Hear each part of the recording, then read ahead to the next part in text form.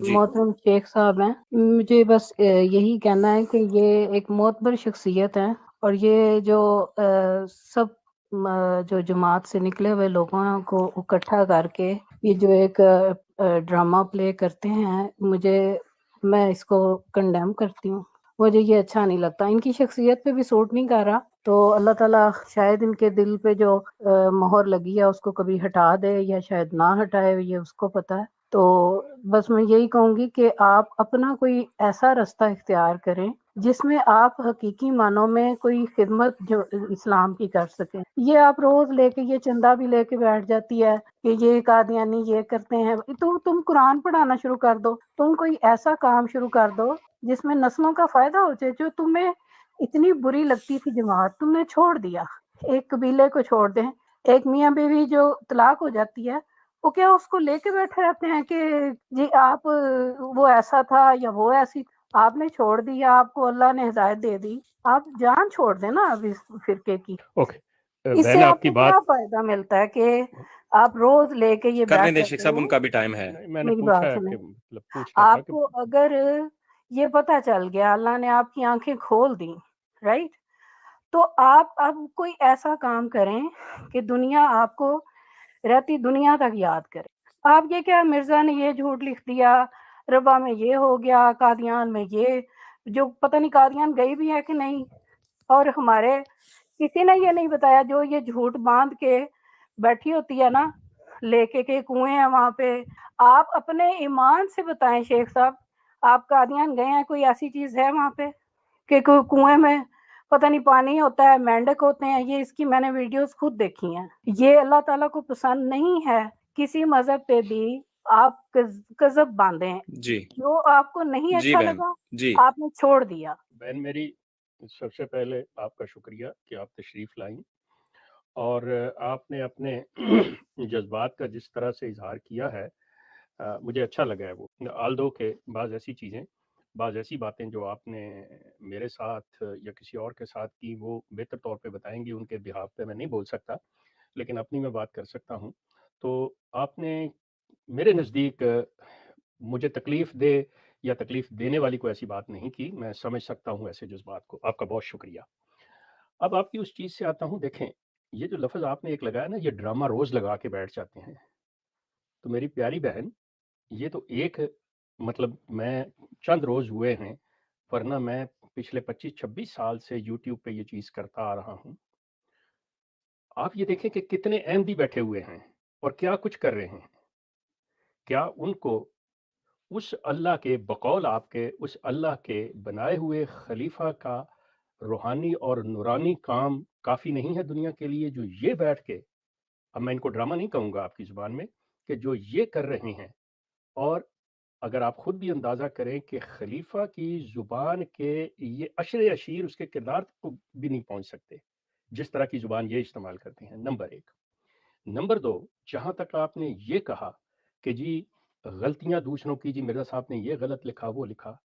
میری پیاری بہن، اگر اللہ آپ کو توفیق دے، کیونکہ مجھے اندازہ ہوا ہے کہ آپ نے مرزا غلام احمد قادیانی صاحب کی کتب کا مطالعہ کیا ہی نہیں ہے.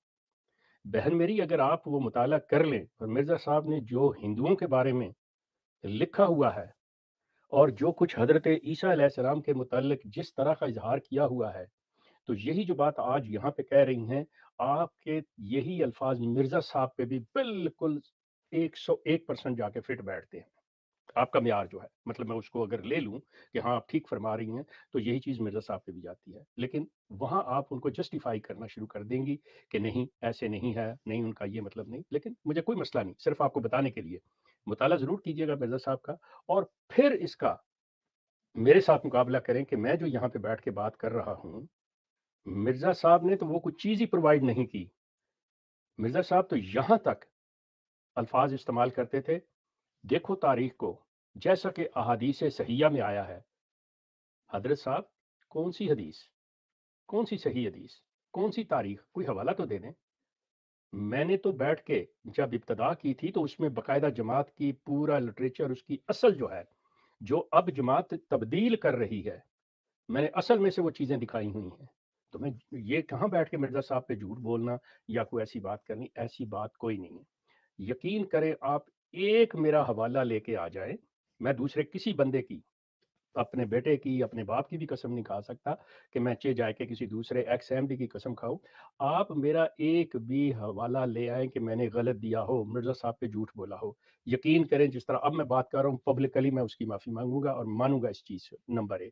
نمبر 2, اگر آپ کے نزدیک میں نے کوئی برے الفاظ, غلط گالی, کو ایسی چیز آمدن دی ہو, میں اس کی بھی معافی مانگوں گا. یہ چیز باقی یہ ہمارا, میں بہت دفعہ بتا چکا ہوں, دوبارہ آپ کی خدمت میں عرض کر دیتا ہوں کہ یہ کسی طور پہ بھی میرے پروگرام اینٹی احمدیہ پروگرام نہیں ہیں.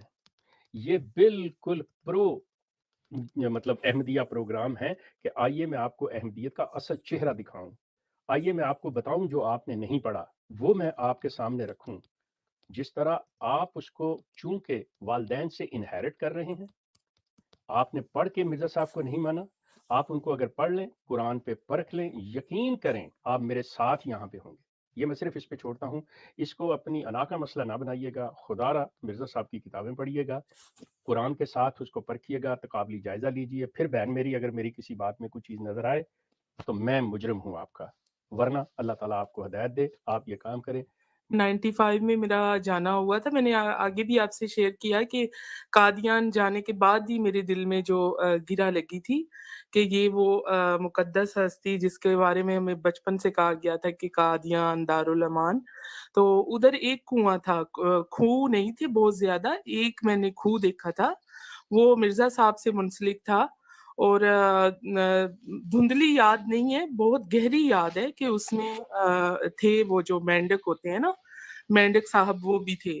تو اس کا پانی جو تھا وہ ڈول کے ساتھ نکال رہے تھے, ہاتھ والی رسی کے ساتھ, تو اس کے ساتھ اس سے شرف وغیرہ حاصل کر رہے تھے. تو انہوں نے کہا کہ قرآن پاک کو پڑھنا چاہیے یا اس کی تعلیم دینی چاہیے, اور اگر قادیانیت کا یا مرزا صاحب کا چشمہ اتار کے کوئی بھی قرآن پاک کو اس حیثیت سے پڑھے جس طرح ایز اٹ از وہ نازل ہوا ہے, تو یقین کیجئے آپ کے دل پہ بھی وہ اثر کرے گا.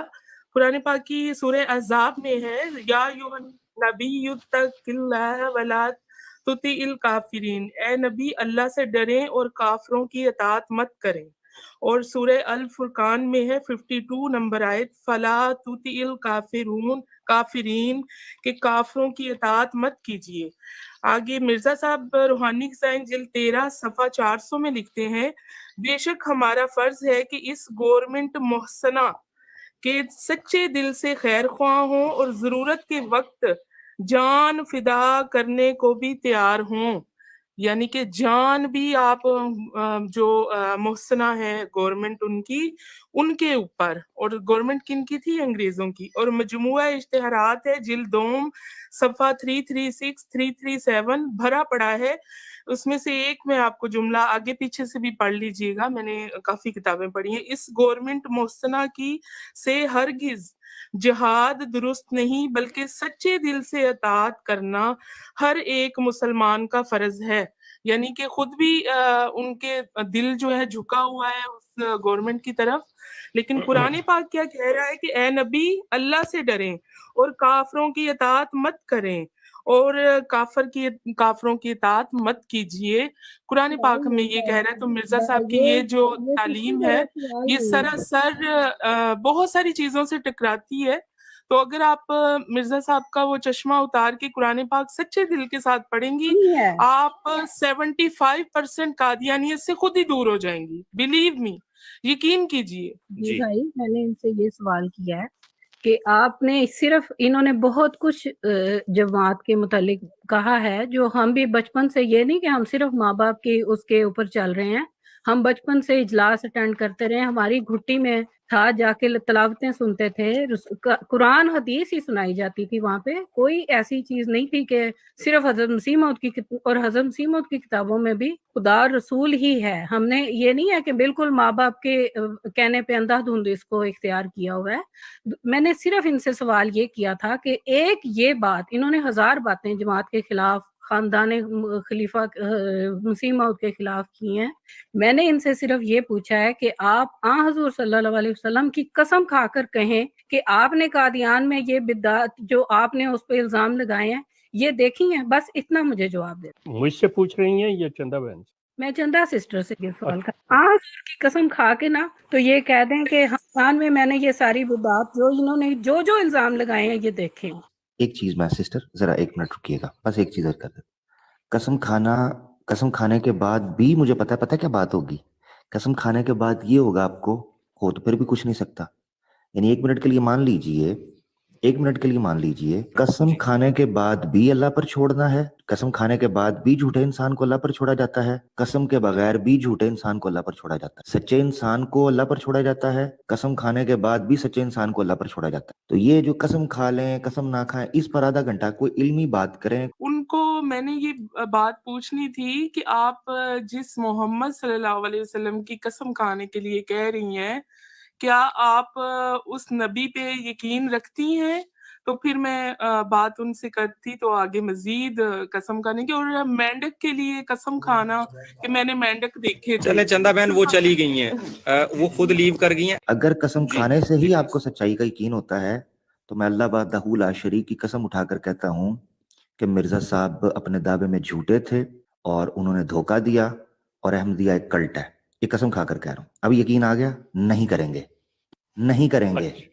تو پھر فائدہ کیوں ٹائم ویسٹ کرتے ہیں؟ اگر قسم کھا کر ہی یقین آنا ہے تو پھر میری قسم پہ کر لو یار، جانے دو، ایسے وقت اپنا نہ ضائع کرو، لوگوں کو بیوقوف نہ بناؤ. چلے عامر اسی پہ میں بھی ایک بات کر دیتا ہوں. بڑی اچھی آپ نے بات کی ہے کہ ہمارا یہ چیز، میں بالکل جتنے آپ لوگ ہیں، پھر یہ جیسا فاروق صاحب کہہ رہے ہیں کہ یوٹیوب پہ بھی جا رہا ہے اور ریکارڈ بھی ہو رہا ہے، ٹھیک ہے. اب جو الفاظ میں دہراتا ہوں آپ بھی دہرا دیجیے گا احمدی حضرات، اور بہن میری آپ سن رہی ہو تو آپ بھی کر لیں. میں نے مرزا غلام احمد قادیانی صاحب کو اپنے والدین سے وراثتاً جو ایک ان کا سٹیٹس تھا وہ لے کے 50 سال تک میں صدق کے دل سے پوری طرح، مطلب جماعت گواہ ہے اس چیز کی. بیچارہ وہ مر گیا، محمود بنگالی قائد خدام الاحمدیہ ہمارے دور کا، مرزا طاہر کی ڈیتھ ہو گئی، چلے گئے. یہ لوگ گواہ تھے اس چیز سے کہ عملی طور پہ جماعت کے لیے کیا. کچھ لوگ آج بھی زندہ ہیں، آپ ان سے پوچھ سکتے ہیں. اب آئیے دوسری طرف، میں خدا کو حاضر ناظر جان کے یہ آپ کے سامنے اقرار کرتا ہوں کہ میں نے مرزا غلام احمد قادیانی مدعی مہدیت، مدعی مسیح موعود، مدعی ذلی بروزی نبی، جتنے بھی ان کے دعوے ہیں، ان کو ان کی تحریریں پڑھ کر قرآن سے اس کا جائزہ لے کر انہیں کاذب، مفتری، دروغگو، جھوٹا جانتا ہوں. اب آپ کہہ دیں یہی سارا کچھ کہ آپ مرزا غلام احمد قادیانی کو پڑھ کے، ان کی تحریروں کو پڑھ کے، قرآن پہ اس کو تقابلی جائزہ لے کے آپ قسم کھائیں کہ آپ انہیں سچا سمجھتے ہیں. ہر احمدی کے لیے یہ کھلی بات ہے. اور جو یہ کہے کہ ہاں میں نے پڑھ کے سمجھ کے ان کو قرآن پہ جائزہ لے کے ان سے، جیسے میں نے انہیں کاذب اور مفتری کہا ہے، آپ انہیں صادق اور اچھا صحیح کہہ دیں، میں آپ کو سلوٹ کروں گا. آئیے میرے ساتھ کون آتا ہے میری بات. اچھا، یہ جو ہماری بہن نے ایک بات کی تھی نا، شیخ صاحب نے ایکس احمدیوں کو اپنے پاس بٹھایا ہوا ہے، صرف اس کا یہ جواب میں ان کو دینا چاہ رہا تھا کہ دیکھیں شیخ صاحب سے تو خود میں نے ریکویسٹ کر کے زیتون کے ساتھ کام کرنا شروع کیا ہے، تو یہ نہیں ہے کہ انہوں نے جو ہے نا وہ جمع کرنے شروع کیے ہوئے ہیں کہ ہاں جی آئیں جی آپ ہماری براڈ پہ جو ہے نا بات کریں. نہیں، یہ میری اپنی ذاتی ریکویسٹ تھی، شیخ صاحب نے قبول کی ہے، جزاک اللہ. آپ کو صفائی دینے کی ضرورت نہیں ہے. نہیں، لیکن پھر بھی میں اس لیے بتانا چاہ رہا ہوں کیونکہ میرے اندر ایک جذبہ جو تھا نا، بات یہ ہے کہ میں تو 5 سال ہو گئے نا جماعت احمدیہ کو چھوڑے ہوئے جی، لیکن میں نے 3-4 سال تک تو میں نے کسی کو کچھ کہنے کی ضرورت نہیں محسوس کی. لیکن جب کہ ہاں میں لوگوں کو دین حق کی طرف بتاؤں کہ احمدیت جو ہے وہ اس سے باہر نکلنا کیوں ضروری ہے، تو پھر میں خود بھی شروع کر سکتا ہوں کام، لیکن ایک پلیٹ فارم ہے تو میں کیوں نہ اس کا حصہ بنوں. ٹھیک ہو گیا، ٹھیک ہو گیا، ٹھیک. Thank you.